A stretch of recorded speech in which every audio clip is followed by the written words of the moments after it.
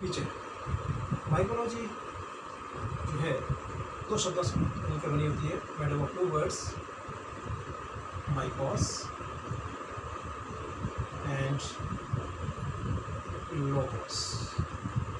माइकोस means mushroom, logos means to study.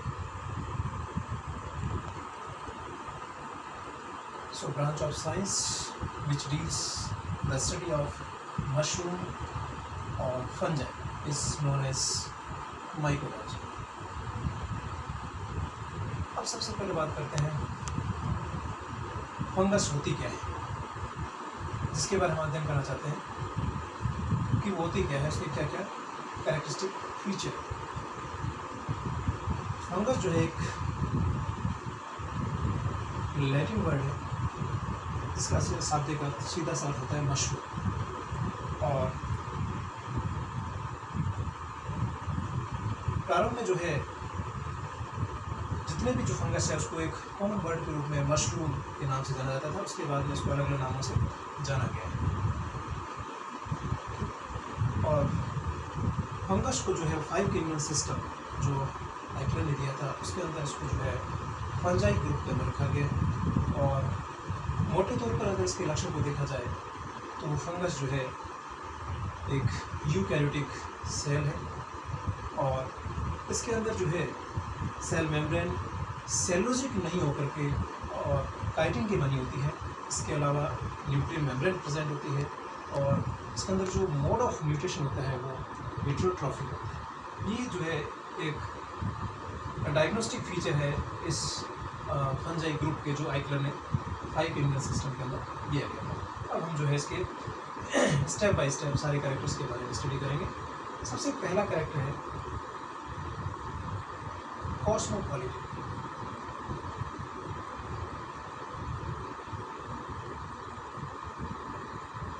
Cosmopolitan सर्वव्यापी, ऐसी कोई जगह नहीं है जहाँ पर जीवन संभव हो और फंगस नहीं है। इसका अर्थ ये हुआ कि जो है कवक हर जगह हर जगह पाए जाते हैं, जहाँ भी लाइफ पॉसिबल है वहाँ पर जो है फंगस पाई जाती है। Second, fungal body vegetative structure के बारे में बात करते हैं कि इसका जो वेजिटेटिव स्ट्रक्चर है, इसका एक शरीर जो है वो छोटे छोटे जो है कवक सूत्रों से मिलकर बनाता है, जिसे हाइफी कहते हैं। Means fungal body made of hyphae, कवक सूत्र। इस तरह से जो है ये हाइफी होते हैं। फिलामेंटस स्ट्रक्चर और बहुत सारे हाइफी मिलकर के एक कॉम्पैक्ट थ्रेड लाइक स्ट्रक्चर बनाते हैं जिसको हम कहते हैं माइसीलियम।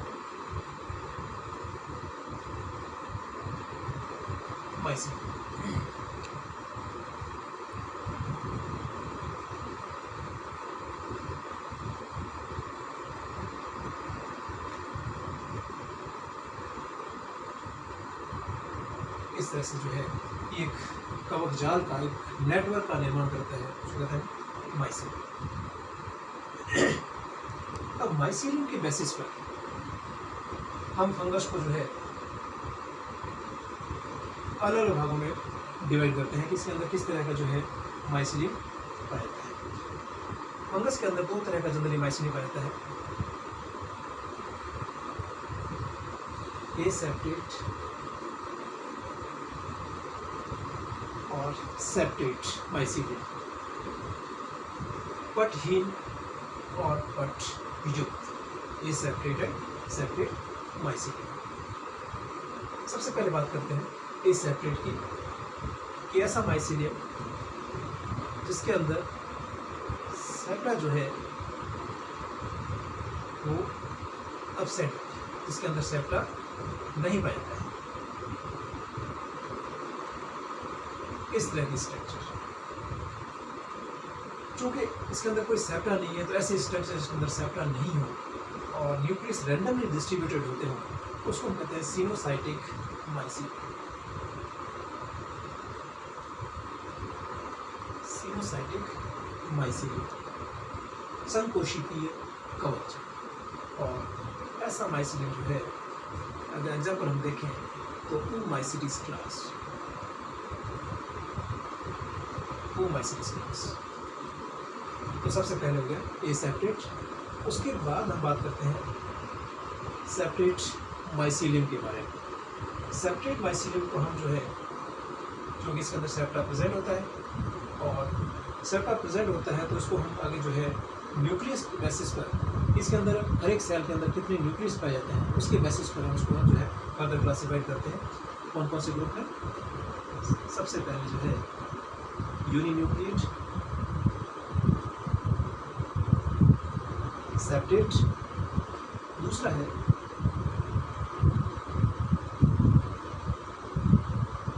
बाइन्यूक्लिएट सेप्टेट, और तीसरा है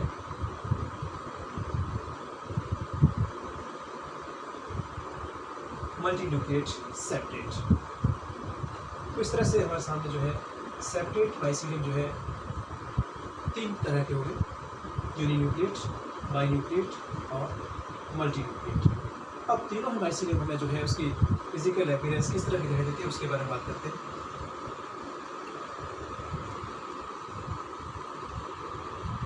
सबसे पहले यूनिन्यूक्लिएट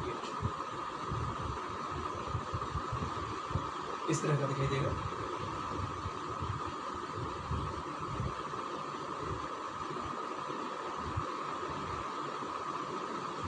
यूनिन्यूक्लिएट माइसीलियम, अगर इसको हम डिस्क्राइब करना चाहें तो हम कह सकते हैं well developed, branched, septate and uninucleate, सुविकसित, शाखित, पटयुक्त और एक केंद्र की कवकजाल, यूनिन्यूक्लिएट सेप्टेट। और इस तरह का जो कवकजाल पाया जाता है वो एस्कोमाइसीटीज क्लास में पाया जाता है, एस्कोमाइसीटीज क्लास के अंदर पाया जाता है। अब दूसरे तरह का माइसीलियम जो है बाइन्यूक्लिएट सेप्टेट माइसीलियम, इस तरह का।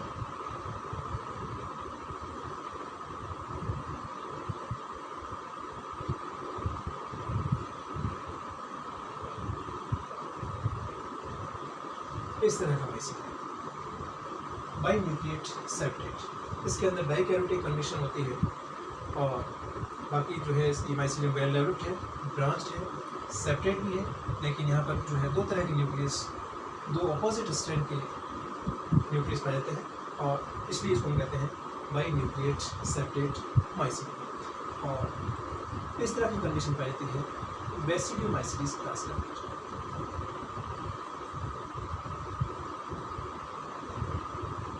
बेसिडियोमाइसीटीज क्लास के अंदर जो है इस तरह का माइसीलियम पाया जाता है। नेक्स्ट है मल्टीन्यूक्लिएट,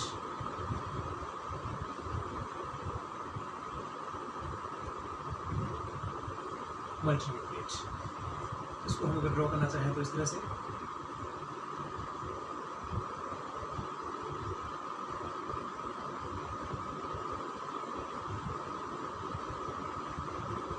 बहुत सारे केंद्रक हैं इसके अंदर, हर एक शेल के अंदर, और इस तरह की कंडीशन जो है मल्टीन्यूक्लिएट सेपरेट कंडीशन पाई जाती है ड्यूटेनोमाइसीटीज क्लास के अंदर।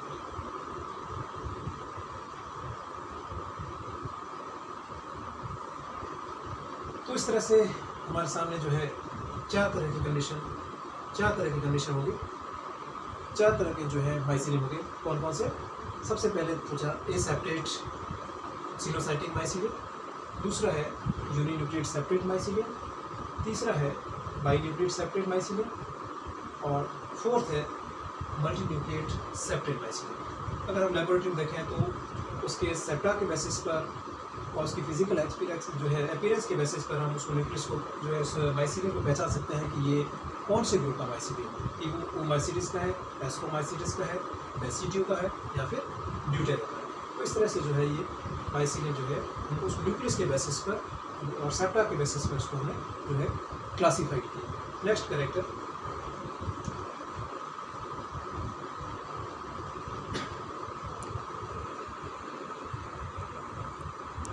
अब नेक्स्ट कैरेक्टर सेप्टा में लेते हैं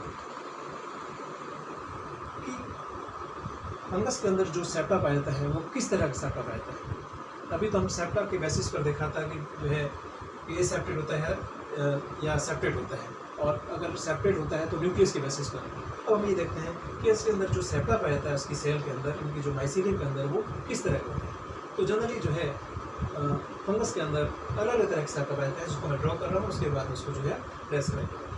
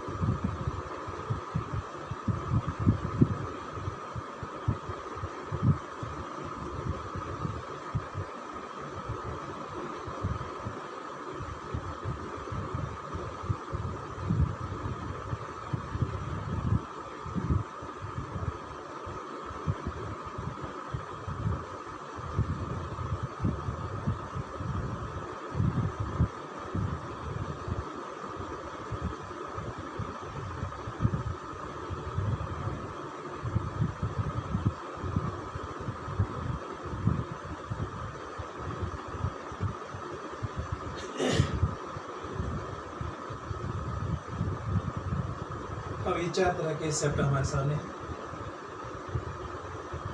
ये सेप्टा जो है, ध्यान से देखिएगा, इस को हम कहते हैं सॉलिड सेप्टा, जहाँ पर एक सेल से दूसरे सेल में जाने के लिए कोई पोर नहीं है, उसको कहते हैं solid septa.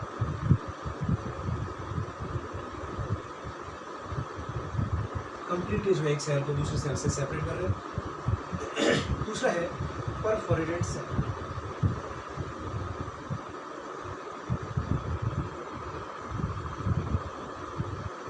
Perforated septa means इसके अंदर एक पोर पाया जाता है। इस सेप्टा के बीच में जो है पोर होता है, इसके अंदर दूसरे इसका जो है जो साइटोप्लाज्मिक सेल से दूसरे सेल पे मूव होता है, उसको कहते हैं परफोरेटेड सेप्टा। अब इसके अलावा परफोरेटेड सेप्टा कई तरह हो सकता है। एक सिंगल परफोरेटेड हो सकता है, और या फिर इसके अंदर बहुत ज़्यादा पोर होते हैं अगर सेप्टा के अंदर, उसको कहते हैं multi perforated. Multi perforated septa. More than one pore presents found in the septa. Multi-perforated septa. अब फोर्थ नंबर पर जो स्पेशल टाइप का सेप्टा है, उसको हम कहते हैं डोलीपोरस सेप्टा। डोलीपोरस सेप्टा हिंदी में ढोल छिद्री पट। इसके अंदर क्या होता है कि ये जो सेल वॉल और उसके बाद में क्या होता है, जैसे सेप्टा बनता है, सेप्टा जाकर के और बीच में स्वॉलन स्ट्रक्चर फूल जाता है और ड्रम सेप्ट स्ट्रक्चर का निर्माण होता है, और ड्रम सेप्ट स्ट्रक्चर बन जाती है। तो इस तरह से इसको एक स्पेशल स्ट्रक्चर बनती है। बीच में जो है ये कोर है, ये ड्रम सेप्ट